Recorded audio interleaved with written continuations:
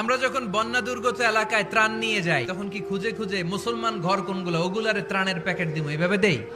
কিভাবে দেই? সবাইরে দেই, কারণ মানবতা যেখানে বিপন্ন ইসলামের ত্রাণ সেখানে আছে না নাই?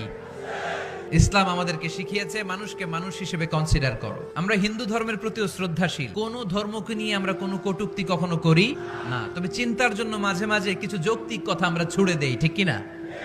এটারে বলে হিউম্যানিটেরিয়ান রিলিজিয়ান। ইসলামরে বুঝে নেন, ইসলামের সৌন্দর্যটারে শিখে নেন। কত সুন্দর ধর্ম আল্লাহ আমাদেরকে উপহার দিলেন, আর এই ধর্মটারে আমরা কুৎসিত করতে করতে, কালো করতে করতে শেষ করে দিয়েছি। এজন্য অমুসলিমরা বলে মুসলমান হওয়ার দরকার নাই, আমাদের ধর্মই অনেক ভালো, কারণ ইসলামের যে সৌন্দর্য আমরা তো দেখাইতে পারি নাই। ওরা তো আমগো দিকে তাকাইলেই দেখে এ আরে বলে কাফের, ও আরে বলে মুশরিক, ঠিক কিনা? মানুষকে ইসলাম সবচেয়ে গুরুত্ব দেয়, স্বেচ্ছায় স্বাধীনভাবে আমরা সব করতে পারি। চাইলে মুসলমান হইতে পারো, আবার কাফির হইতে পারো, তবে মুসলিম হলে জান্নাতে থাকবা, আর কাফির হলে জাহান্নামে পূর্বা। জোরে কোন ঠিক কিনা?